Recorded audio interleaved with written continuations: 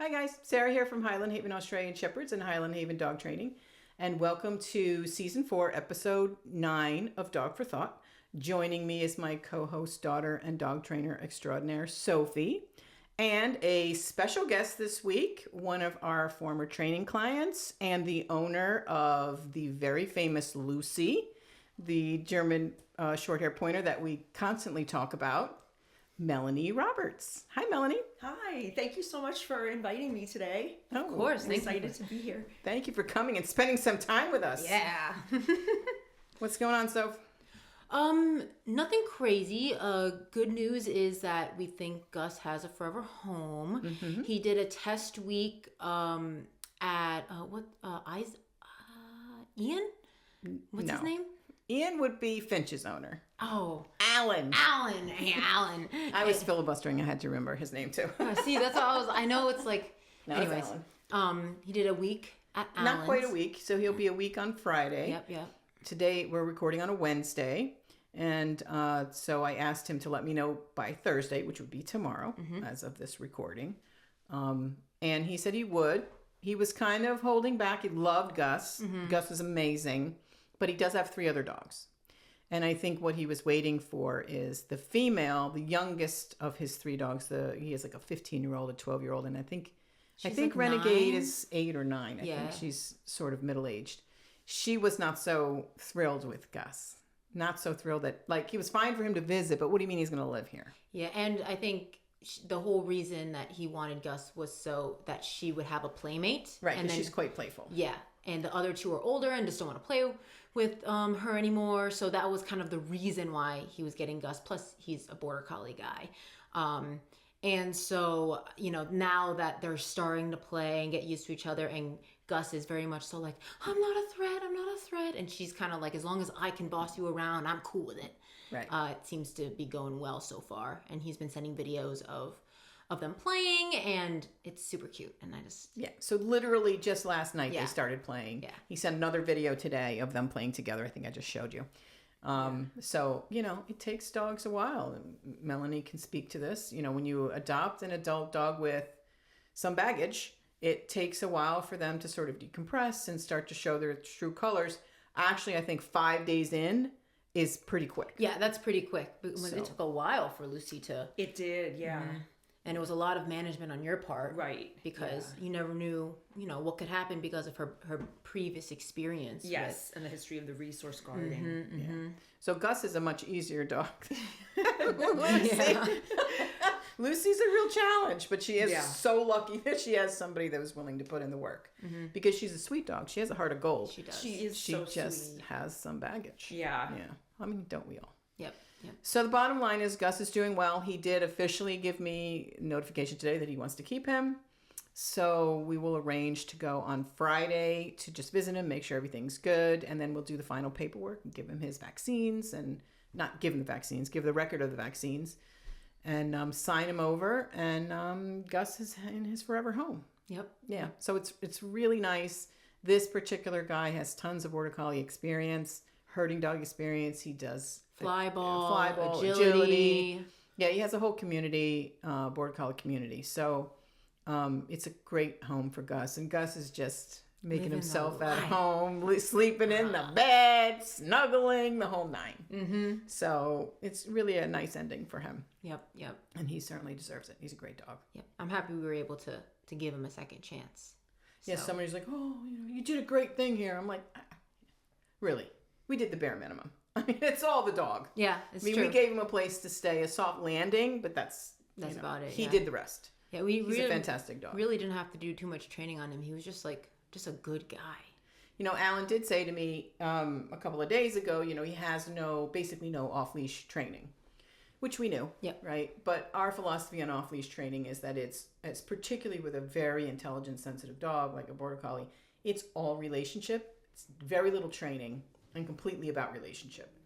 And so I have no doubt that once, over the course of the next few months, once he creates that relationship with Gus, it's going to just click into place. Because he comes right inside with us, but the first week to week and a half, he wouldn't come inside. We had a long line on him. Right. Until he learned the routine. And then he was even then though, it was a fenced-in yard. There was not a Yeah. lot of options. You know, Alan is out in a field at the farm. Yep. So it's a little bit trickier. He's not fenced at home, so he has him on a long line. It's not like Gus runs. He's not a runner. I think Lucy would probably come back in 2 weeks. But I know. Gus, not so much. Border Collies aren't really runners. They want to be with you. So I emailed back, you know, it sounds like he's doing great. And, you know, if he were perfect, he'd be boring. So there you have it. And he sent back a laughing emoji. So I'm like, you know, you got to have something to work on. Yeah. Right. Yep. I mean, he's like perfect in almost every other way. I mean, how perfect can you be? Yep. You know, so I think it's a great place for him, and I'm glad he was in our lives for a little while because he was really fun and sweet, and I'm glad we were able to help him. Yep.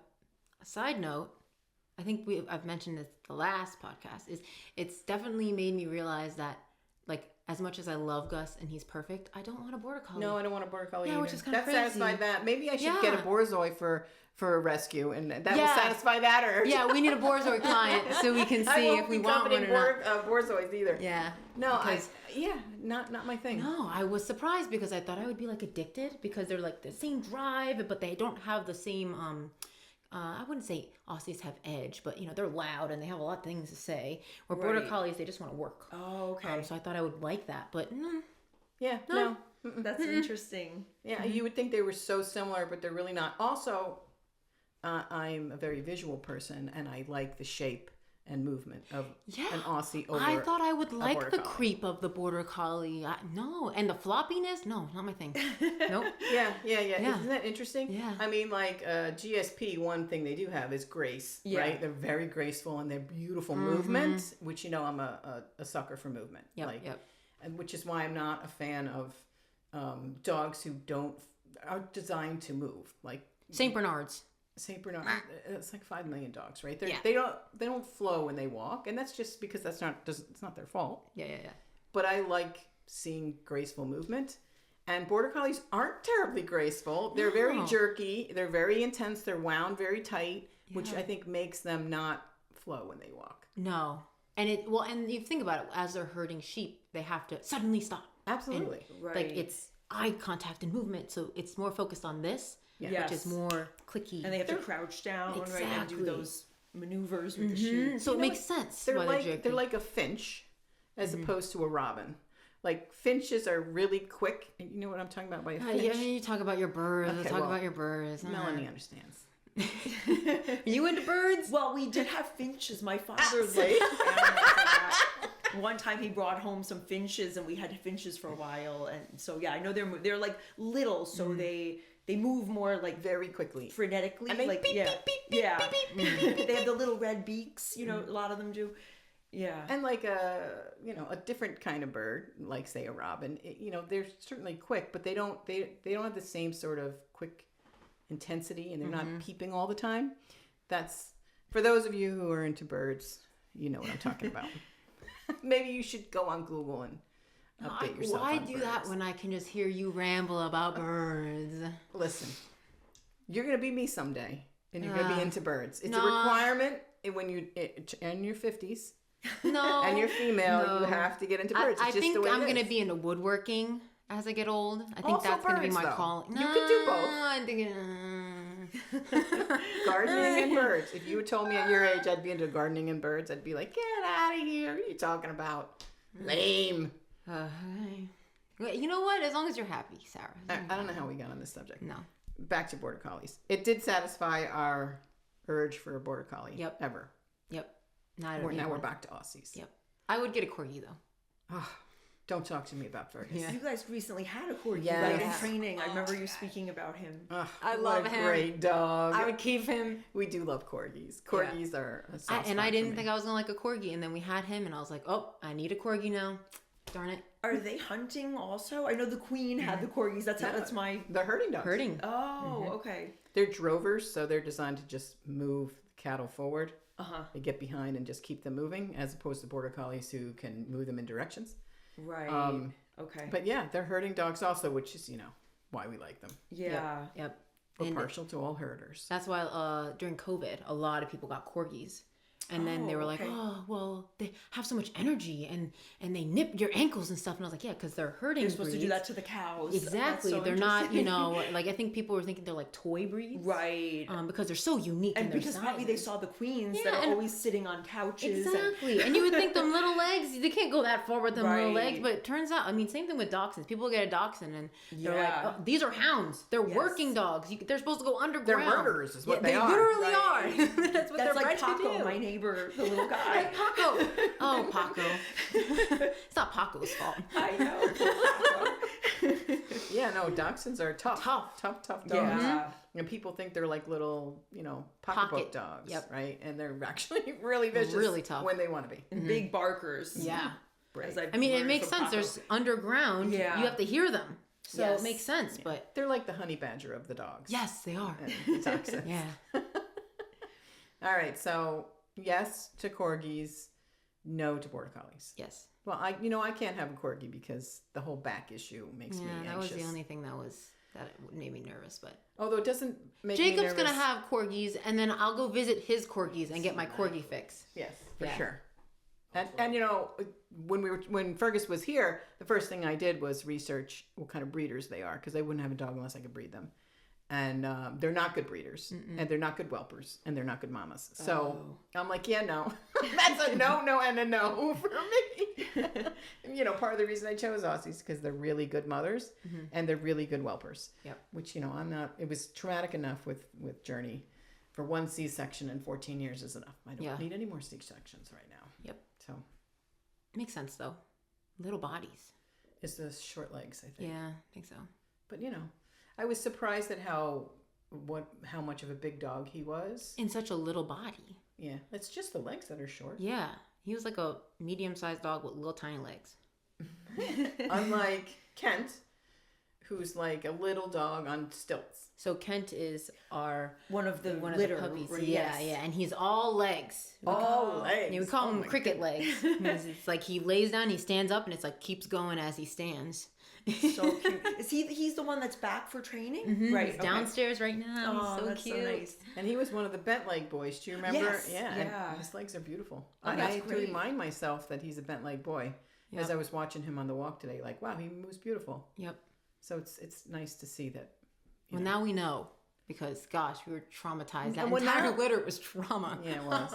Now I'm thinking the reason they were bent leg boys is because they had abnormally long legs, and I just didn't notice. Yeah, no, they had really But long. they, but And they his legs did were it. like C's when Yeah. they came out. And we're like, oh my gosh, we're going to have 2 disabled dogs. And nope, Wow. he's fine. And it was interesting as they started, usually like when they start walking, it's like their legs are crunched and then they slowly push up on them and then they start developing muscles and they turn into legs because they kind of don't look, they look like little spaghettis when they're Wow. first Oh, little that's babies. so interesting. And they started pushing up sideways and then we would go in there and like fix them as they were using the milk bar and then slowly it started turning in and they became That's normal legs. amazing. Wow. Crazy. I mean, nature. Yeah. Gosh. That must happen all the time in nature. I guess right? so. I don't know. I mean, we go on Facebook a lot. So we like went on Facebook and asked people, other breeders, and they were like, "Oh no." in the whelping group whelping groups, specifically, yeah. not just No, Facebook not just in Facebook. general. Could you imagine the responses? Yeah. It'd be like, I don't know about those puppies, but I voted for Trump. That's what it'd be. That's what it would be. Oh All right. goodness. Let's get on the topic. On the whelping group. But yeah, no, everybody, there's so many people and they sent me pictures. Oh, this was my puppy and he turned out fine. So Yep. That's great. yeah, I had already known that was a possibility and I was relieved that it wasn't another situation like Cole, who actually was missing bones in his leg. And that was a different story. Yeah. So, Well, his leg was backwards, completely upside down. and it was half the size. Yeah. Yeah. So I was thinking on the walk today, by the way, that I'm ready for more puppies. So quickly I rebound from these traumatic events. Well, I you was know, considering not breeding anymore Oh, after the wow. last litter because it was just, so traumatic. Yeah, a tough that litter. sounded terrible. yeah, it was awful. And just then the puppies had this diarrhea. I couldn't figure out what the hell was going on with them. I think I figured out what happened now, but And then one of them got what is it called? Oh, you got the botfly. Botfly. Did you even know? I heard that in your God. podcast. Yes. I didn't even know it was in New York. And yeah, Jake found the botfly. That's amazing because that's a kind of rare, right? I never even heard of botflies in New York. Yeah. Man, new fear accomplished. Right. Gosh. We had a rabbit for a while, and I had read that could be a danger if the rabbit was outside. So I kind of like in the back of my mind knew about that, but I was shocked that was what had Especially happened. puppies who don't live outside. Right. Yeah, I They don't were just know where outside he the got play. I think under the stairs. Under the stairs. Yeah, so I'm going to make sure that I fence that whole under the deck thing off. Even though they love it, They do love it. I suspect that's... Well, now I've decided I don't like summer litters because there's just too many pathogens in the environment. Yeah. Like if you have a nice early spring litter, then everything's still frozen. They get to go outside, but everything's still frozen. So they tend to not have the bout of diarrhea. The two summer litters I had this 1 week long undiagnosable diarrhea. And I have now decided that that's just because there's pathogens and, puppies eat everything. Yeah, that makes sense. So we'll see. We're going to have maybe 2 litters this year. At the same time. We'll see.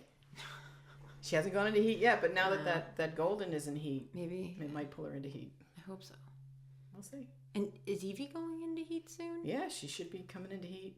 Well, It's like December, right? probably December, yeah. Yeah, because it was last Thanksgiving we brought her. So, I want to breed Evie 2 more times. I like that litter. I know. And we're going to repeat that litter, but I'm not sure So beautiful. I can put Gianna through it 3 times, but we'll see. Yeah. You know about Evie and Gianna, right? I remember hearing. Could you refresh my memory? Yeah, so Gianna co-owns one of our dogs. Okay. And so she lives with her full time, but we have breeding rights over her. And so we can breed her for, we have like a contract up to like 5 years since she was born. So, and then once she's done breeding, then we will sign over the paperwork and she's 100% Gianna's. Right. Okay. And she'll get spayed. And she'll get spayed and everything. And I remember you guys like how the puppies come out. that was so Evie, right? beautiful. She's, yeah. Wow. Yeah, such Fantastic nice litter. temperament, look-wise, just, everything that we were looking to breed in a dog. Because we're here to breed dogs as like family pets. We're not Right. here to breed them to be working or to look a specific way. We want them to Right. look nice and also like be good with people. Yes. Be adaptable to new situations. So like an overall nice dog. And Right. that was like our accomplishment, that like after 11 years of doing this, we finally got like the goal of puppies, that of was a golden temperament litter and for looks and Now, Journey's litter, the most recent one, wow, outstanding temperaments. yes. So sweet and lovable, like Kent. Well, we had Penny from the same litter. We had her a few weeks ago. And now we have Kent. It's just a lovely litter. We'll see how they turn out as adults. Yeah. If they grow into those legs and ears. I know.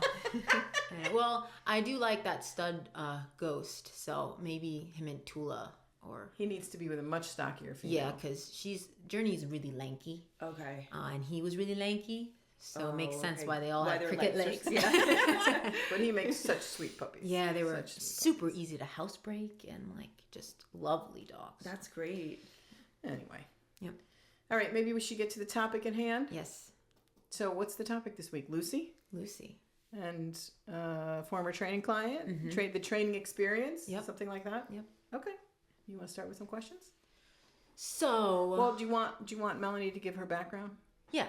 Well, give us your family situation, the dogs you have, Okay. how you came across Lucy, the whole thing. Okay. So I live with my husband and my 2 boys. My oldest one is away now, living in San Francisco. He's an adult now.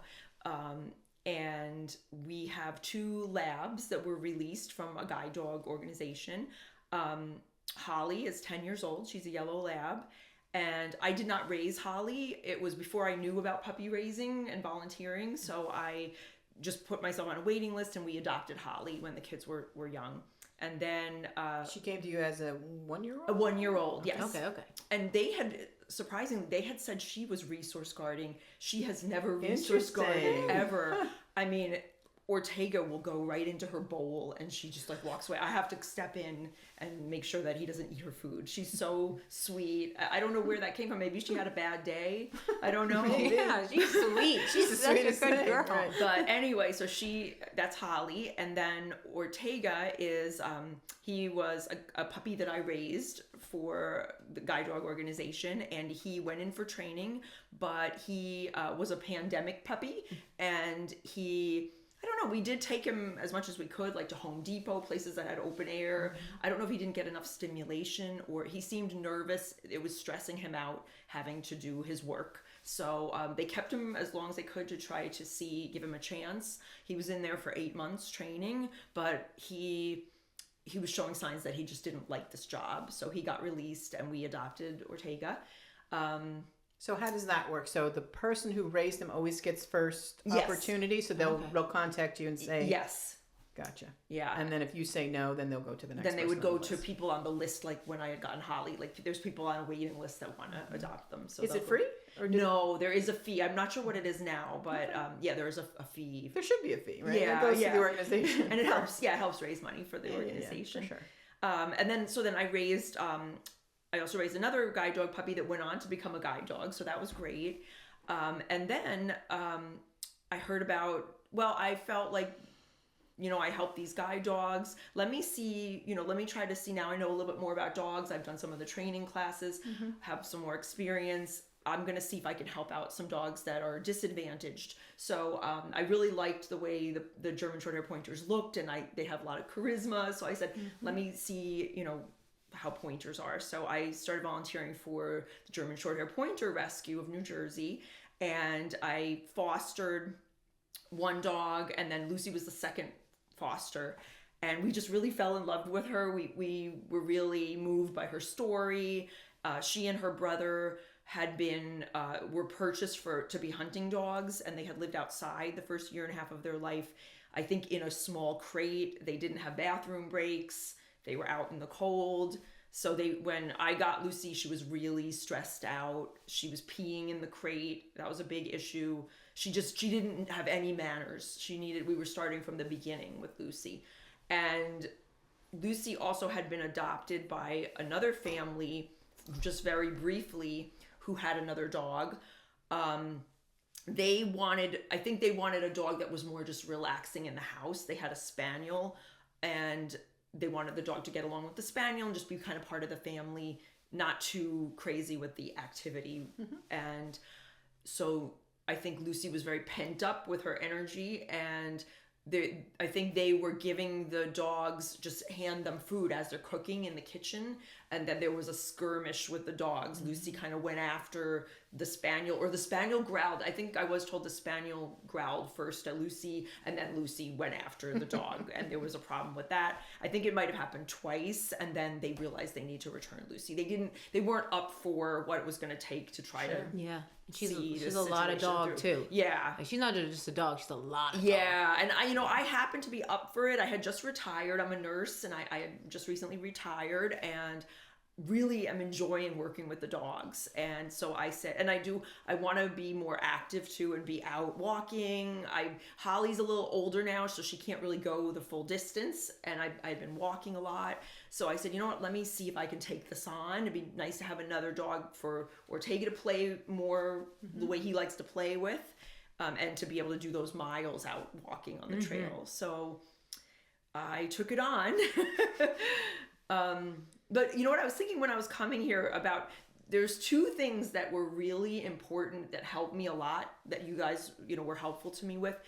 The first one was that you were very honest about what I was dealing with Lucy, about the resource guarding, because I feel like if you hadn't really put it out there for me the way you did, I might not have known how seriously I needed to take things, and how with the management I had to be really strict and be really on top of what was going on in there. I think like on the client side, it's like sometimes you're you're so optimistic. You're kind of like a Pollyanna about it, and like, oh, it's the dogs. We're all gonna live happily in here, and if I love them enough, yeah, they'll be okay. Yeah, and that you can will it to be okay. And this was not that situation, and there were many times where I had to like stop and take a deep breath and say, no, like we have to stay strict. Like say that to myself, right. because you love them. They're so cute. It looks great. And you want to kind of like pull back, but then there's like this little voice like, no, we're not. It's not time to pull back. Not ready. They're not ready yet. Yeah, and that's the biggest challenge, I think. Yes, right. It's for us too. Yeah, certainly for our own dogs, I make that mistake all the time. Still with my own dogs, you give them too much freedom too fast. Yes. Whatever thing you're working on, and it just blows up in your face. Yeah. It's so humbling. It's so humbling. And Yeah. you go, okay, that was just too much. And we did have that blowout. I remember that weekend day that I texted you where Lucy went after Holly, and you're like, okay, yeah, that was not good. Right. And I remember you said like, we don't want to rehearse this. Like we need, and so it was like, okay, you have to pull back, and you don't want to keep reinforcing this thing, because then they're learning to do it. They're practicing it. Right. I think that's a key, right? The rehearsal part of it. Yeah. When somebody calls me and says, we want to do training with our dog for, in February, because we're going on vacation. And then they tell me all the behaviors that they're having. And I'm like, okay, but it's September. Right. What do you plan on doing between now and February? Oh, I know what you're going to do. You're going to allow the dog to rehearse all these things, and then it's going to be even harder. And it's not that dogs can't learn new behaviors. Of course they can. But once a habit forms, it's there forever. It's just a matter of, can we make it, as dormant as possible, but it never disappears. Right. Right. I mean, with age and real structure and stuff, we can really make it diminish it, but it never disappears. So the more you rehearse it, the deeper that hole gets, and it's like a Grand Canyon, right? The deeper and deeper and deeper that river runs through that. Yeah. So, for us, I never wanted, particularly a dog who can possibly seriously injure another dog, especially Holly, which was our main concern, right? Because she doesn't deserve that. No. She's old and, she's defenseless. Yeah. Ortega, of course, we don't want him to get hurt either, but, he's a bigger dog who can hold defend his own himself. a little more. Exactly. Yeah. You have kids, and, we just want to make sure that we're not taking advantage of people, because quite honestly, we could. Right? We could just railroad right over people and let them continue to think in this fantasy world. We want to be really clear that this is a lot. Yeah. We talked about it a lot before I reached out to you, and I was like, I really think, like, in order for me to sleep at night, I want to make sure that you know exactly what you're taking on, because this is the life of the dog. Yeah. And I mean, luckily she's kind of turned a corner. Right. Which we did not anticipate. No. And part of it is, we talked about this a lot, is because she was in this weird situation the first year of her life. Yeah. And then she was bounced around from being in there to, I assume she was in like a shelter. So she did. She had to go to a shelter before she was adopted. I'm trying to remember what it was. I think because the man who was not able to handle them anymore, who had gotten them for hunting, put them on Facebook or something. Yeah. Just, who can take these dogs? And then another man rescued them, I guess, who knew about the GSP rescue, but they weren't able to take them right away or something. The man ended up bringing them to a shelter that he knew and had a relationship with. But then a puppy who came into that shelter had parvo, and they were exposed, and then nobody could foster because everybody had dogs. Yikes. So they were stuck in there for 2 weeks in the shelter, which is really stressful. Really hard. And then she went to the house with the spaniel, where it didn't work out, and then she came to me. So she came to us. Yeah. So it was just like bing bang boom. It's a lot. It's a lot. A lot of change, a lot of difference in relationship, and like, who are you supposed to trust, right? It's like, okay, well, I bonded with this worker at the shelter, but then I got moved. Right. And then I bonded with this person with the spaniel, and then I got kicked out of there. So it's like, who to trust, right? It's same thing with like young children who get passed around the foster situation. Yes. Behavioral issues are going to come up because they've been bounced around and they don't know who to trust. So therefore they trust the wrong person, or they don't trust somebody enough. And it's the same thing with Lucy. And because she didn't trust anybody, it's like, well, I have to fend for myself. Right. So therefore, if there's I need to be able to react, and essentially she's in survival mode. Yeah, Right? So when we got her, she was very guarded, very much in survival mode, very id. Yeah. We say that a lot on this podcast, especially with Lucy, because pointers are naturally id. Yes. Which we've talked about during the last lesson we had. Yes. Is like genetically we've bred pointers to be id. Right. Because they're just meant to go in the field, do what you got to do, and then get crated outside, right? Like the man was going to use her, and she definitely comes from hunting lines, right? Which is really hard to adapt from being kenneled outside to being in a house because there's rules. First of all, how do they even kennel short-haired dogs outside and they not freeze to death? I don't get it. I mean, she's cold all the time, and she's high maintenance because she sleeps on a blanket and she snuggles in the blanket. Yeah, I took her to a football game and I didn't realize because I always had labs and she was shivering and I was like, oh my gosh! So now she has a big coat that she wears. And I'm like, how did this dog survive? Yeah. I said that to my husband and he said, she was probably miserable. Because, I mean, I guess they probably also grow little bit of a longer coat or fat or something. And they, burn a lot of calories. You burn a lot of calories when you're cold. Right. I mean, they're made for that, but it's just kind of she does not look like. Yeah. And when I take her hiking, she doesn't even want to sit on the rock. She doesn't want to. Yeah, they do that hover sit anyway. She hovers. Yeah. She doesn't want to touch. I'm like, you're supposed to be an outdoor hunting dog. I wonder, do you have any knowledge of her brother? Oh, I do. Yes. So I am. Was he a resource gardener? No. So I was almost wondering if he was eating her food. Could that trigger it? If a sibling is like, maybe he's like Ortega. Like, imagine he was very, just trying to get the food. Like Ortega will go into someone else's bowl. I didn't know his name is Charlie Brown. I don't know if Charlie Brown was going into her bowl, but anyway, he did have the same. Separation anxiety, terrible separation anxiety, and they had to work with him on that. You do the peeing too? I don't know. They never said anything about him doing the peeing. I should ask about that. It would be interesting to talk with them, just hear about it, because I mean, the more the older I get, the more I see resource gardeners, the more I believe that yes, there's a genetic component for sure. Yes, there's a trigger, but the more that we work with, the more that we see that it's almost a response to feeling out of control, right? It's a behavior that makes them feel in control, because you never meet a confident dog with resource guarding issues, because they don't feel the need to control. I mean, unless they're genetically wired wrong, like it's an aggressive dog. That's a whole different story. We're not talking about that kind of thing. But to me, it seems like a response to getting control of the environment, which would make sense, of course, for a dog like I Lucy. remember another thing I was told was that that Charlie Brown relied a lot on Lucy, and I don't really know what this means. This is what the rescue told me that they had observed or something, that he was very dependent on her, and I wasn't sure what that meant. Like, I don't know if she was like the alpha or was she protecting him? I don't know. I wasn't. I wasn't able to. Interesting. Yeah, to continue. Yeah, asking what they mean by that. It's fascinating, really. Well, I wonder if it's a component of like littermate syndrome, because my theory of You're right. littermate Yeah, I syndrome, almost imagine it was something like that. You have like one dominant dog and then one anxious dog. Right. So then the anxious dog relies on the dominant dog, and that can perceive in very different ways. Yeah, and especially they're in that bad for situation. Like a year, so it's like how did that manifest with being in a crate for like a year together? Yeah. I mean, who knows what happened? Right.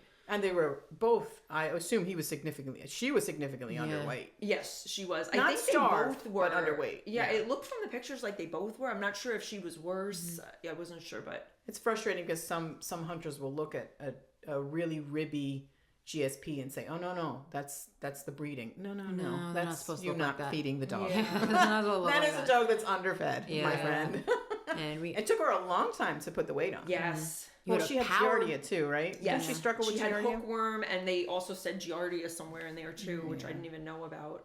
we were power feeding her, but she had so much food. I was like researching everything. Like she had protein powder. It was like a fortune. And then these little fish I was putting in her food, and it was like 2 heaping cups, and like in the bowl it was like literally to the brim, and she like this little body, she just gobbled it all down. Normally you would allow for what you're giving. Like you have the treat pouch, and then you take out. You kind of think like, oh, I'm giving her a lot of treats. I'm gonna take that out of the food. She was getting the food and the whole treat pouch. Yeah. And protein. Yeah. And when she came back and she was a good weight then, that's when we saw the tremendous improvement in the resource garden. Yeah. Do you remember that? Yep. That it coincided. So you got to wonder how much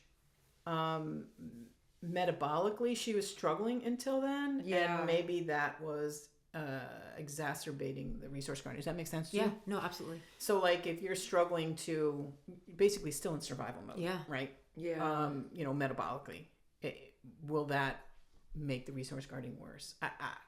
Anecdotally, I'm gonna say yeah, because when we saw the real difference, we hadn't seen her for a bit. She came back. She was a nice chunky weight, like she really was thick at that point. And suddenly it was like, wow, where'd the resource guarding go? Yeah.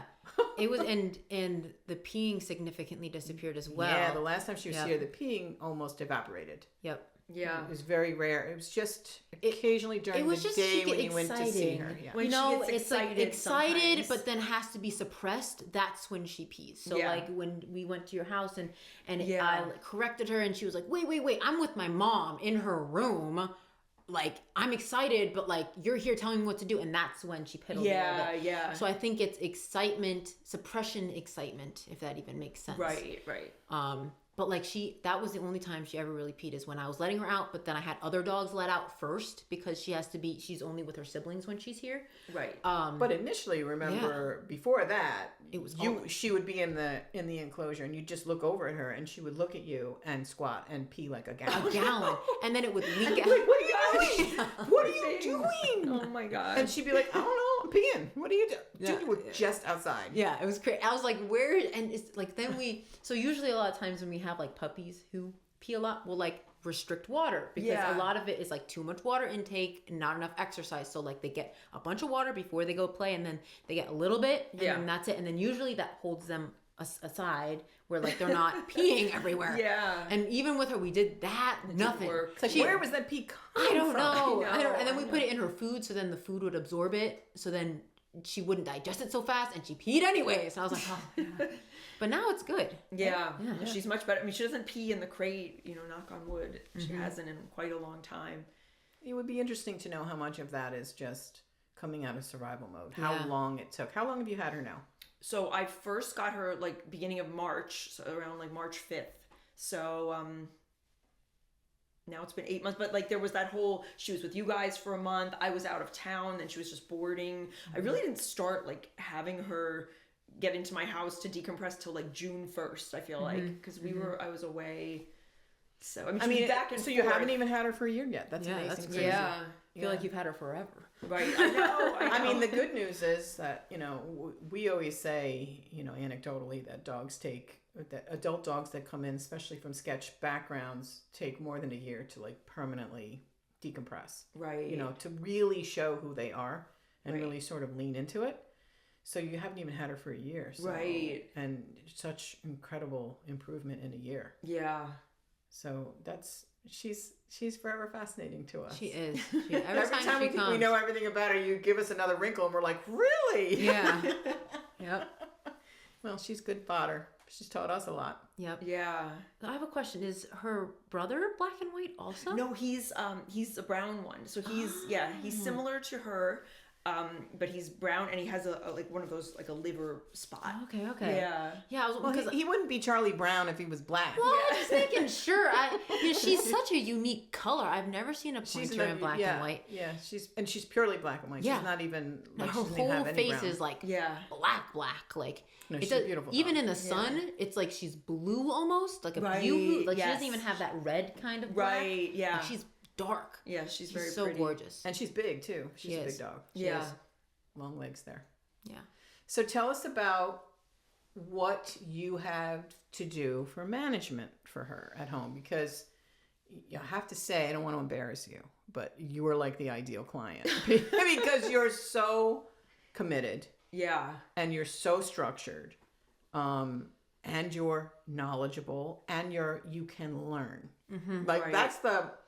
it's more than a trifecta because it's more than three things, but that's like the perfect storm for a client, because for a dog like Lucy, because she takes all of those components to be successful. I mean, Right. literally when we were having a conversation about her, we were like, there's no other person that like we would severely say like, you need to return this dog if it wasn't for anybody else, because she was so difficult to handle and needed so much, especially having 2 siblings at home who were so soft. It's like, you know, you got to be so careful because you don't want to make the dogs that have lived there for years uncomfortable. Right, you know? right. I mean, I feel like maybe my nursing background, I was a labor and delivery nurse. So it's like, you really have to like know how to switch gears and troubleshoot and, okay, this isn't working, let me try this. And so maybe that helped me just be like, okay, I gotta be open to everything I need to do here, and you know, just see. Plus, what you got to works. use up all that mental energy that you weren't putting into work anymore. Yeah, It's got to exactly. go somewhere. Yeah.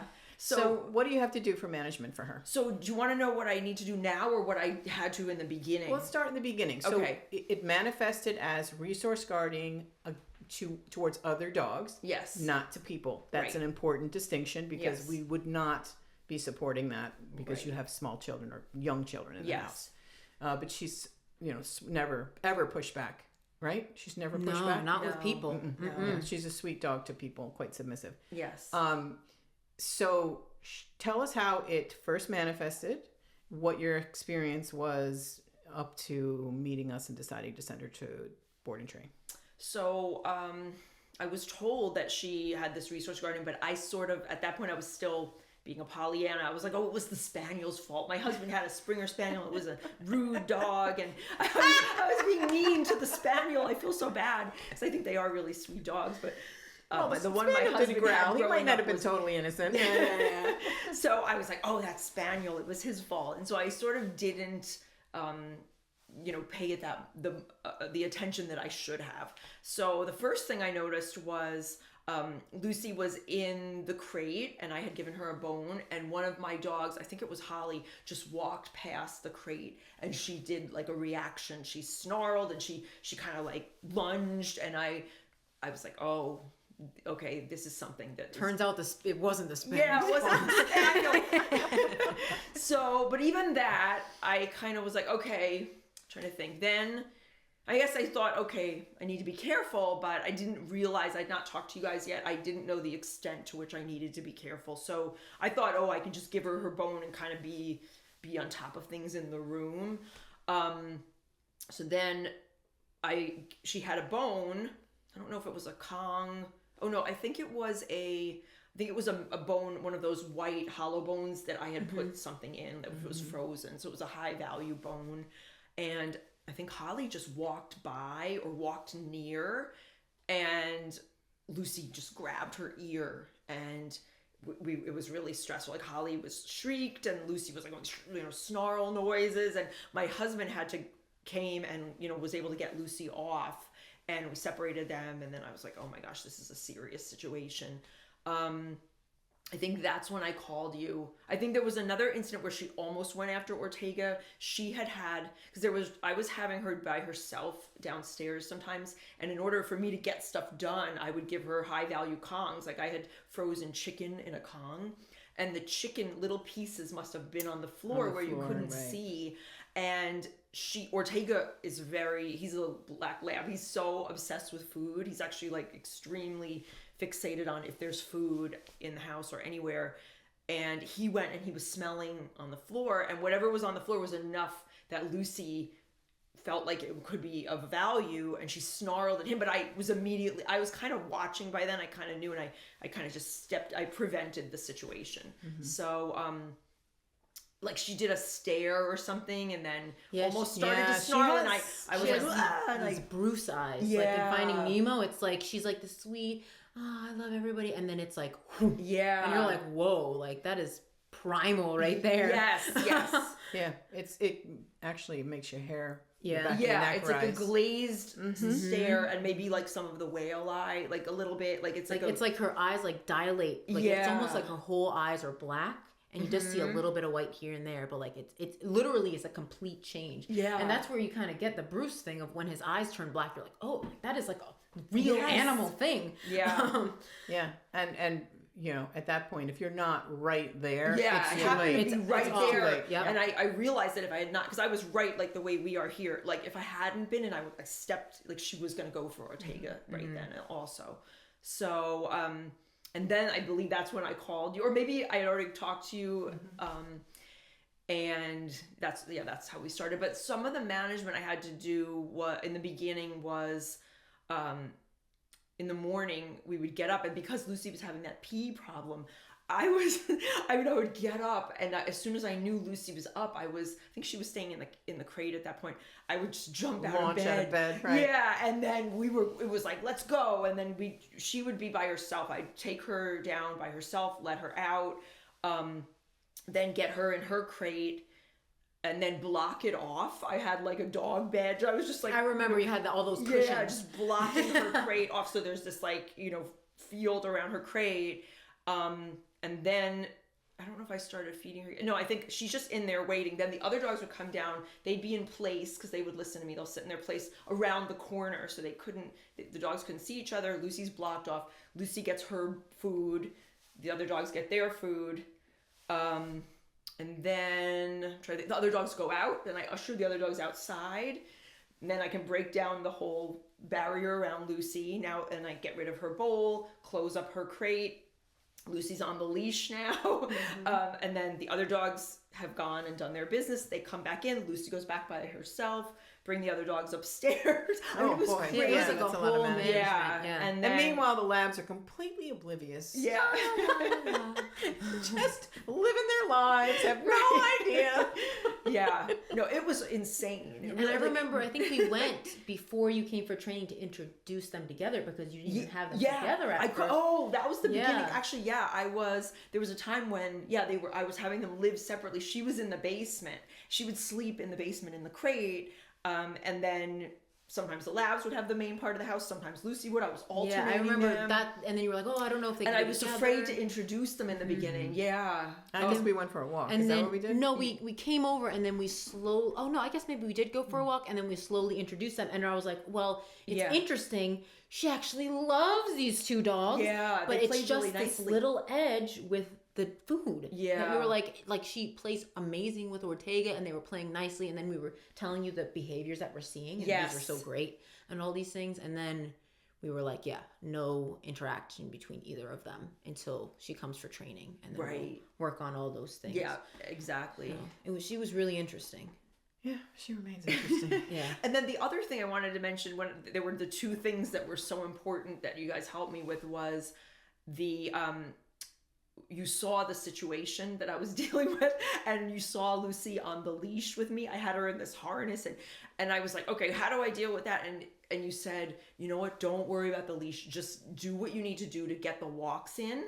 And that was critical because I needed to get this dog exercised. And if we had been sitting right in front of my house stuck on like loose leash walking, I feel like, I don't know, I think it would have been really hard to, I think for me, it helped me feel like this is what I'm doing. We're walking and I have the two dogs and we're doing something. I don't know what we're doing, but we're making some type of progress. The dogs are both here together and I'm exercising Lucy. So she's getting that exercise so she can be at her best when she gets back into the house. And, I just feel like that was so important for me to feel like I'm doing something and to get her exercised. Right. If you had said imperfect exercise is better than perfect sitting in front of the house. I feel like a lot of trainers might have said, okay, this is what you do for the leash walking. And I would have just felt really like, my morale would have been really low with that because I feel like I'm not good at that. And I feel like it was more important that we just get out and go, get the exercise. No matter how messy. Yeah. Just get out there. Yeah. And it was messy because you saw we had the harness. Yeah, and she had all the rubs from the trapped, harness. like from the harness. She was pulling so hard and we'd get stuck in a point for like 5 minutes. I didn't know how to get her out of the point and she'd just be frozen and we'd be sitting there and it was crazy, but that was really, we needed to be able to be out walking. So that was so important that you were able to assess what we needed, like what we needed to do to survive, to get through until she went in for training. Yeah. Right. And I think that's, a lot of clients maybe couldn't see that. Like we go in and say, listen, let's focus on these few important things and let this go for now. The rest of it, let's just not worry about. Yeah. A lot of clients really can't do that. Like they can't see what we're actually saying. Right. And so they're still trying to do too much. Notoriously, our clients are all great dog. They love their dogs, right? More than the average person because they are paying a lot of money to have them trained. And so they're notoriously do too much. Yep. Right. We're always saying, do less. That's our motto. Do less. Right. Because the clients we have, it's like, well, I want to do the best I possibly can for the dog. And then, but if they're not walking well on leash, then like, how am I doing the best that I possibly can for the dog? When in reality, the best thing you have to do is just get her out and exercise because she has so much drive. Yeah. If you don't exercise that, it manifests in 1,000 different things. And then you create a habit of her going after Holly every single time they go outside or, whatever the case may be, depending on what she decides is fun for her. Right. Maybe not for Holly. So maybe it worked in my favor that I was so over my head that I had to like take that advice because it's like there was just so much of me, to give to this. It was like everywhere. It was like a. Well, I think that's an important sentence there. There was so much of me to give because you had recently retired from a high pressure job. Yeah. And now there's this energy that needs to go into something. Yes. And you want to feel like you are contributing, like you still have to. You leave a job behind. You got to find a new purpose, right? Yes. And you're pouring that into the dogs. So Lucy has really benefited from that because 9 out of 10 owners would not have been able to keep her. Maybe more than 9 out of 10 owners. Yeah, no, she was tough. She was tough. And it's worked out for the best because surprise, surprise, she's improved tremendously in under a year. I can't even believe it because. The key, and we've talked about this ad nauseum, the key with resource guarding is you never know what the genesis is, right? Is it purely wiring that only needed a small trigger, just scratch the surface? Or was it, really an experience, right? A trauma that they had, a negative experience that sort of brought that out, and taking them out of that experience and letting them reset their brains, can it disappear? I was not a convert of that. And it was particularly with Lucy. I was like, this is all wiring because she just goes into this like shark mode. Yeah. So I was like, there's no way. This is genetics. This has to be genetics, which is why we were so upfront with you because we were like, this there's a possibility. This may not get better at all. This might be your life where you have to run around 1,000 different ways to be able to let her outside. Which, most people would be like, that's a lot of work. That's a lot. It's a huge commitment. Yeah. Sure. Huge commitment. She's not a rabbit. Right. She doesn't live 3 to 5 years. No. Right. No. Our friend's GSP lived to 15. He was a lot. And right up until the day he died, I said, he's going to calm down any day now. Relax. He would still escape. 16 is his He got number. hit by a car like 4 or 5 times and survived. Wow. He had a heart murmur. They said he only had 3 years to live. He lived to like 15. And I was like, promises. They would go on a walk and he would just disappear and come back at the end of the walk. Oh my God. My God. Once he had a huge brawl with a raccoon that went on for like an hour, and my friend was in the middle of the woods. She had to get her husband, and they couldn't pull him off this raccoon. Oh my gosh. And by the time he was finished, I don't think the raccoon was dead, but I think the raccoon finally got up the tree. But remember, Shadow was just shredded. Shredded, covered in blood. And bite wounds everywhere. And and he was a good guy. He just is a He pointer. probably had the time of his life, wow. though. I mean, he was truly turned up to 10. Wow. He was a lot. Yeah. And they're very dog shy at this point. They're really gun shy for another dog because of that. They're scared to get another dog after Shadow. And I keep telling them it's different. It's You different. had a hard dog. Wait until you get the next one. Like a piece of cake. You're going to be like, this dog's so boring. Do they like GSPs? Because if they want to, they always need fosters. They could try one as a foster. She is planning on actually retiring in the summer. Oh, okay. So they really want to, she's very adamant that she wants to wait until that. And I can understand. She works in the city, so that's really hard. Yeah. So maybe at that point, that might be a good, yeah. Or even a Vizsla rescue. They're like a hunting dog they love kind of sporting people. dogs. So, great. So like Vizslas, pointers, dachshunds. Oh, So nice. They had the pointer and the dachshund, and they were both killers. They were murderers. Yeah, they were. I remember I went over to their house to just let the dogs out, and an opossum was in the yard, and I'm calling Mom, they're killing the opossum. Was it you and Jacob? It was me and Jacob. Oh, you and Jacob, yeah, and they were both killing that opossum, and then it played in dead. the dark. And I'm like, No. oh my God, it sounds so awful. Yeah. And then the neighbor came out, and I finally got the dogs off because they killed it, right? And as soon as it was dead, they lost total interest. I brought them inside, and the neighbors said to me, well, you got quite a mess to clean up. And I said, I don't have a mess to clean up. Claire's got a mess to clean up. And then This was a favor. Yeah. And then in the middle of that night, I went home, went to bed. In the middle of the night, I woke up and went, oh, he was playing possum. And I went back the next day, and he was gone. Yep. He was not dead. He wasn't dead. So we made it. Wow. He was like, I know what to do. Play dead. And he also lose interest. And that's what Oh, happened. that's so funny. Yeah, he Crazy. was insane. Yep. All right, let's try to refocus. Where were we? All right, so then she came to us for training. Yeah. We worked with her. Then she went home and then came back pretty soon after that, didn't That's she? when we had the trip. Yeah, so she came back for like maybe 10 days. It was really Yeah, it was- short. And then I went out of town for about 2 weeks. So she came back to you guys for 2 weeks. Yeah, so she was in and out and in and out. And we saw some changes over that time, but it Mm-hmm. really wasn't until the last time she came to visit with all three of your dogs Mm-hmm. and we decided that she had to be totally isolated from the other training dogs because we couldn't predict when she was Yeah. going to start to literally to be outside and she would see a stick and decide to resource guard that. Yeah. Or So like there was like a piece of kibble because we do scatter feeding a lot. Yes. There was like a piece of kibble on the tree. So we stopped scatter feeding for a few days, but we didn't see it in the tree. My dog went to go smell it and she went after my dog and I was Wow. like, okay, that's it.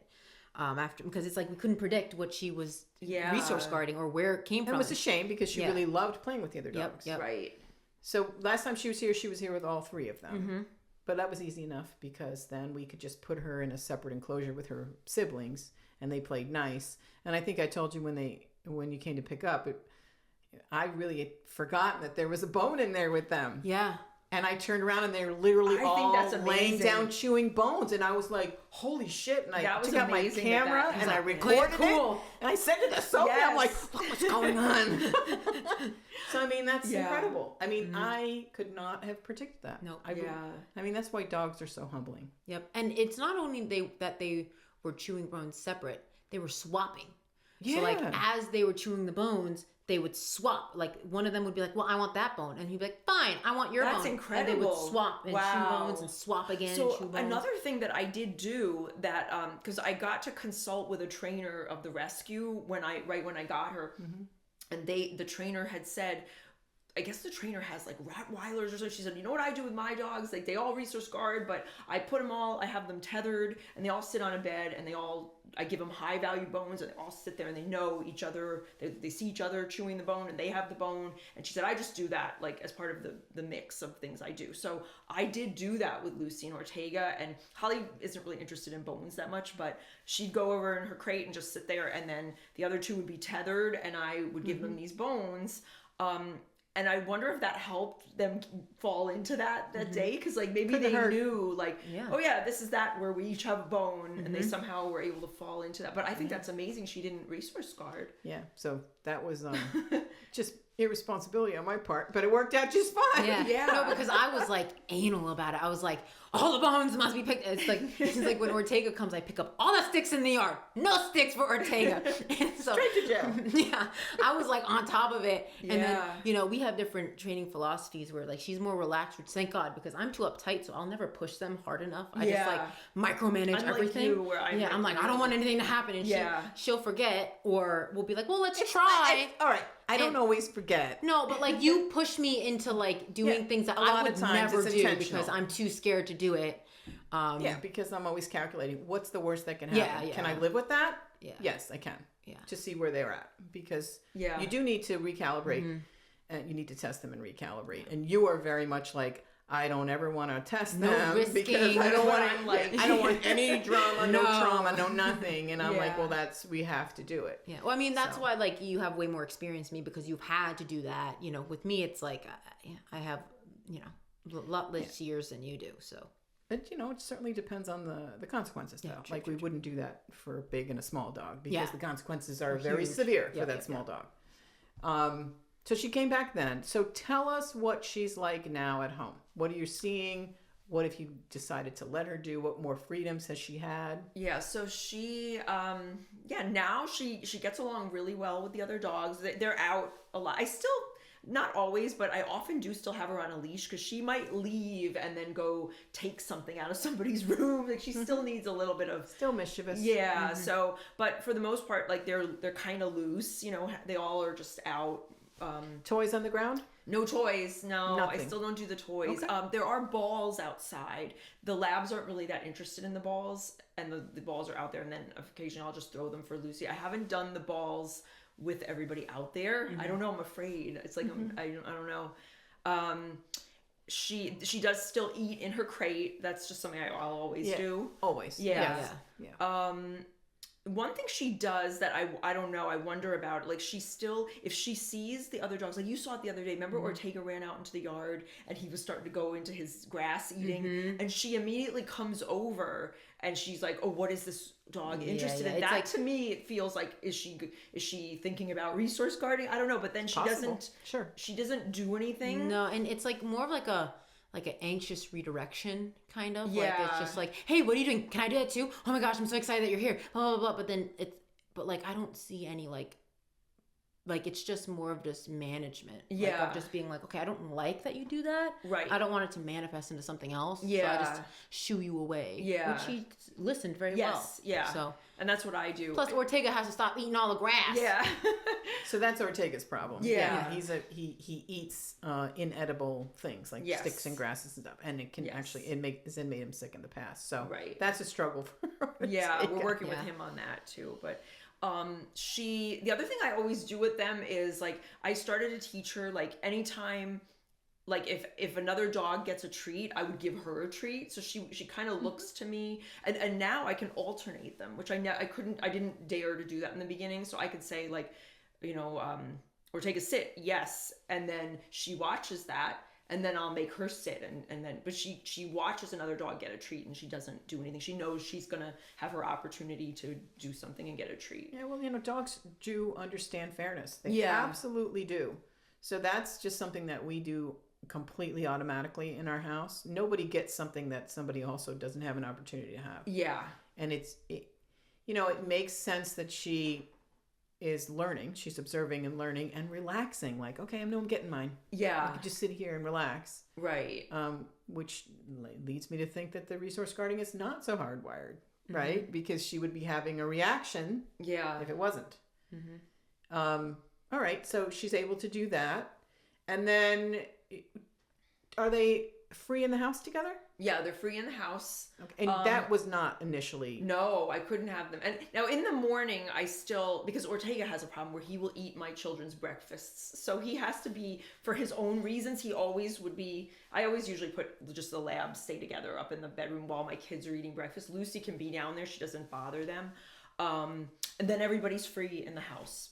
And it's, a lot of times I might be in my room reading or downstairs reading, and then I'll put my gate so that they're all down there with me. But for the most part, they're free in the house. And how much interaction does she have with them? I mean, I imagine Lucy's sort of just sleeping. Is she and Ortega playing at all? They're not really allowed to play in the house. Sometimes they'll try, like Lucy will do a big bow, or they'll stare at each other like they want to play and do the bow, and I'm like, no, not in the house. Okay.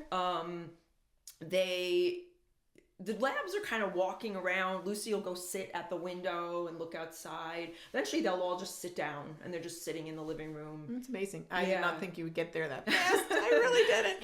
And they sleep in the bed out with you, right? Or And does then now she- they're all out. Yeah, so Which is they... also crazy because she could resource guard the bed, which I Yeah. think we talked about briefly. Holly doesn't go on the bed. When I first got Holly, I didn't have dogs on the bed. She always just and then I started allowing her, but now that she's old, I don't think she likes can't jumping jump up on up there. there, yeah. So and then Ortega has a bed that he sleeps in. He can come and go if he wants to be on the bed, and in the evening he'll be on the bed when we're watching TV. And then he jumps into his bed for the night, and now it's just Lucy sits on the bed and sleeps on the bed. So it's interesting how Lucy ended up, but she never guarded it. Yeah. And it's not like it's not that they don't want to be there because she's there. Mm-hmm. The two of them, Ortega and Lucy, will sleep together on the bed, and they'll even be touching sometimes. Mm-hmm. Like they'll be curled up and they're touching, and I'm like, oh, it looks like they like each other. Mm-hmm. So. And then you just had Sophie come out and do some e-collar work on that. You guys want to talk about that? Yeah. So you were struggling with her coming down nicely the stairs, and also coming out and she would like jump and nip. Yes, and when she was seeing my husband in the like my husband sleeps later, and then when he comes down, he'll be down making coffee, and she won't have seen him, and she will just start nipping, just so excited to see him. So we started working on that. So now when she comes out of the crate, she's got the e-collar on. And I mean, you can tell me what you told me. The first time we give her a chance and say no, and then if she doesn't listen, the second no has the e-collar stimulus. Exactly. And she does great with it. Now she's, for the most part, she's responding to the first no. Right. Yeah. And so ultimately, we want the e-collar to be, second chance. We don't want it to be like you have to rely on it. We talked a lot about this. Yeah, we want to move her away from that e-collar. Our philosophy with the e-collar is I don't want to have to use it. So like it's same thing with like the prong collar too. It's like I want them to have to use it for a period of time, and then once they learn how to walk nicely on the leash, you can kind of wean them off it over a period of time. Or you just leave it on them and just never use it. So like I have mine so on well habituated. My dog, but I never really use it because but it's like for me I have a hard time weaning off of things. So it's for us it's so much more important for them to listen to your voice, because your voice, if you don't have that e-collar on, you want her to be able to listen to your voice if she's about to run out in the middle of the road and get hit by a car because you don't have the e-collar on. Plus, you want to have that type of relationship where like your voice has meaning. Yes. If you're relying on the e-collar, then the e-collar has meaning. It has nothing to do with you. Right. And it's all about relationship. And I think that's our whole philosophy with training is a good relationship with your So the dog. reason you decided to suggest the e-collar is because Lucy and Ortega as well. Ortega eats grass. Yep. Right? And so he would have to go out with a muzzle outside, and then he can't play because he's too hyper fixated on the muzzle. He really hates it. So it gives him a lot more freedom. He's doing great with that, actually. Like we did that with him, and he hasn't. I've been doing some management. Sometimes I don't have time, and I'm still putting the muzzle on him. So I'm not doing as much consistently. I do a little bit, but I need to do more with Ortega with that. But I've been letting him out, and he's been fine. He hasn't been eating the grass or the sticks. So, awesome. Yeah. And then with Lucy, it was that she was being too rough. crazy. Like sometimes she just like will go up to Holly and be like, "I decided to chew your ear right now," when she would be here, and I'd be like, "Yeah, no, Holly doesn't want to be bothered with you. Right. Stop it." And because she's a pointer, and that's literally what we created e-collars for, was for pointers. So they're out in the field, you don't see them anymore, and you can recall them in case you like shot a duck over there instead of the direction that they're going in. Right. So I was like, I think I decided to do it when they were here for 10 days, and we had like all three of them just to see, because they would play so rough, and I didn't like it, and because then we have to separate her. Yeah, and then once she's in id, it's hard to get her out of the id. She gets into that id mode, and then she starts going like for the dog's ears. Yeah, just and then this, he's stop, and she's not way. Listening, and then that just escalates to bad things. And then she's got to go inside. Yeah, and then she got to go inside, and then she loses her playtime. Right. And usually, so my point is that it's a balance, right? People are like, oh, tools, oh, they're cruel. Okay, well, let's look at the big picture. We want Lucy to be able to play and get all of that energy out, right? And love her life. Yeah. If we have to use an e-collar to clarify the rules in order to give her that freedom, then that seems like such a small price to pay, right? So, go ahead. And what was also important to me is that she didn't rehearse the behavior of nipping and getting that kind of feeling of redirecting on the person who is supposed to be in charge of her. Yeah. And then losing respect, right? Right. And because she gets so wound up, it's like, is it worth breaking this habit and giving her a correction so she does an appropriate behavior? And because you have to be so hard on her to correct her to stop doing that behavior, it's like not worth it. And then now you have this weird tenuous relationship of having to correct the shit out of her when it's like, I don't really want to do that to you. Right. It's making me feel uncomfortable that I have to do that. And now we've set up the entire day of me correcting the shit out of you every morning. Yeah. And that's what she remembers. Right. Not that I did this behavior and that's why I got the correction. Right. So if we can kind of skip over to the step to get the reaction you want, and if we have to use a tool to get there, pinpoint exactly the behavior that we want. It's the pinpointing, which again, We are not comfortable with e-collars with a lot of owners because it does take a bit of coordination, Yeah. right? You have to time Yes, it correctly, and you And also mark have it to with your voice, which is Right. hard. and you have to know what the behavior you're looking at and mark the behavior that you don't want. And not everybody can see those nuances. Yeah, I think that's why also, like, because I'm new to this, I'm pretty much only using it for this nipping so far. I'd like to do more, but I'm just focusing on, like, okay, let me get, coordinated with when she's doing the nipping to both us and to the other dogs. Like, And then you can take more steps on, and then I can take more steps for other behaviors once I know that I'm marking it right and that I feel comfortable. Because you do have to get it right in that moment.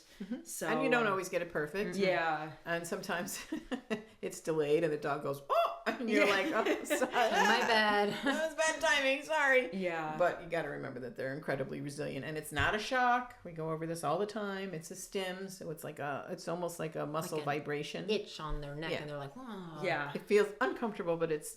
I wouldn't describe it as painful, and I've certainly had the stim. Yeah. So I've tested it on myself many a times to make sure that they were working. Let me see that. Oh, yep, it works. Right. It's and I've itchy touched now. a lot of electric fences in my day, so I know all about it. You got to do it. If you're a trainer and you have never tried an e-collar on you, you shouldn't be working with e-collars. Right, exactly. I have no problem putting it on because I've done it to myself. So I'm glad that she's really a good candidate for that. Yes. So I'm glad that it's working well. And they're expensive, so we don't recommend them lightly because it's an investment. Yeah. And we do not approve of cheap e-collars because they're not consistent and they're not tested and There's not enough if we're going to levels. recommend an e-collar, we're going to recommend the $250 e-collar, which is an investment that we don't want people to take lightly. Of course. Yeah.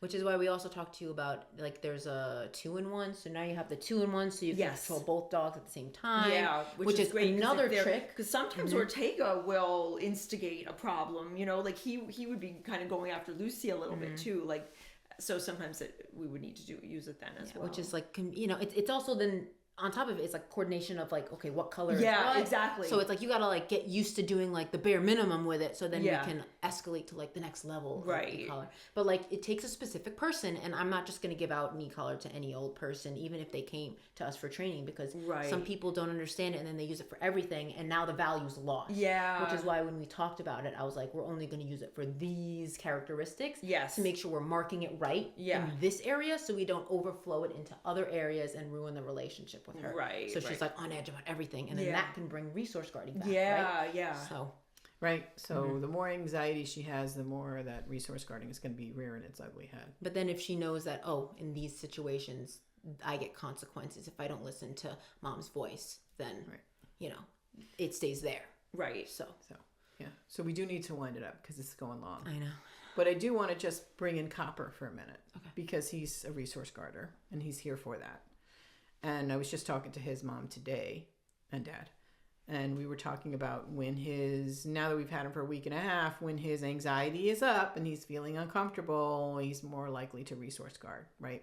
When he feels comfortable and confident, the resource guarding vanishes. I also think it has to do with his social battery. When his social battery's up, he will resource guard because he's done playing and he needs to go lay down. Right. But then when when he's going to lay down and they come in and they try to engage him and he's like, no, I'm taking a break. I told you no. And then that's when the resource guarding happens, which makes sense. So there's all these flavors and shades of resource guarding that makes it such a fascinating thing. And provided the dog is small and doesn't resource guard against people, I love doing it. You learn a lot. And, for years I did not do resource guarding because I really felt that there was such a low... success rate. Thank you. A low success rate. And I don't want to take people's money and not have a good success rate for something. So, but, with all the new knowledge and studies, and it's just fascinating. Yes. Yeah. So I don't know what the next challenge we're going to take on is, but we'll see. We'll see. What kind of dog is Copper? Copper is a doodle. Oh, okay. He's, I think, called a Golden Mountain Doodle. I think it's 3 mixes. Oh, wow. He's like 40 pounds. Uh-huh. And he's a good guy. He's good in like every way, and then it's like these little glimmers of resource guarding comes out, and they just wanted to make sure it wasn't like aggressive, Yeah. and to be able to identify it and manage it, Right. or prevent it. And is he dangerous to other dogs? Yes. Right. Yeah. Do they need to worry about their friends and family's dogs because he's dangerous? And the bottom line is he's not. We need to pinpoint it, manage it, and move on. Yeah. You know, make sure that we give him a chance for success. Yep. He's done very well. Very well. He's a good boy. Ironically, your bitch of a dog loves him. Speaking of hard dogs, my Your dog's bitch of a hard. dog loves this whole group, which is amazing. I know. It's like she's so funny. Like the sweetest, loving dog. She's like Holly. She would just go after Holly, and you would not that she's had gone after Holly, but I'm saying She like would. If she met Holly, she'd be like, "Oh, this is a dog I'm gonna beat up." Yeah, in 2 seconds. you're weak. Let me watch. Let me. Oh, that's so funny. She's Let me such a make you bully. squeal. But then like a tough dog like Lucy, she'd be like, "Yeah, you're my best friend." Oh my God, that's so But funny. then like if some like bad girls. yeah, but then if they scuffle, it's like, well, you're gonna get your ass beat, girl. Like, Right. but Yeah, yeah, she's so tough. she loves this group. Tough, she tough, loves tough. Copper, which I did not anticipate. She loves Kent, the puppy, Yeah. which I did not anticipate. And she loves a retriever who's like And she socially. loves the golden. Oh my gosh. Yeah, like I did not think she was gonna like. She has not the best social skills, and I thought that The she would golden. be the golden. I thought that she would be kind of like not tolerant of her, but man, like But she'll it's like go right in her almost- face, and she's like, okay. It's almost like Twiggy understands that she doesn't get it, that she just doesn't understand, so that it's not, she doesn't get all offended. Well, like Angus- literally, I was telling Sophie that Twiggy was laying down and the golden walked over and like literally stood over top of her and looked down in her face. And I was like, well, that's a risk. What are you doing, girl? And Twiggy just looked at her like, oh, look at this dope. And just kept going on with her day. I was like, your dog is She's so weird. forever fascinating and infuriating. Yeah. Makes me into a better trainer, I guess. He's tough. Hey, my 7 are wonderful, perfect dogs. I know. And then I get I'm the kidding, they're not. I get the loose screw one. She is a nut. Yeah. All right, Anyways. we should wind this up. Poor Jacob. All right. Well, thank you so much for Thank coming you. on. This was so great. Chatting with us today and giving us the background on Lucy, the famous Lucy. Yep. Thank you for having me. It was really fun. All right, shall we wind it up? Yep. All right, so we'll see you guys next time on Dog for Thought. Bye. Bye. Dog for Thought is written and hosted by me, Sarah Brown, co-hosted by Sophie Brown, produced, edited, and original music by Jacob Brown. Don't forget to like and subscribe.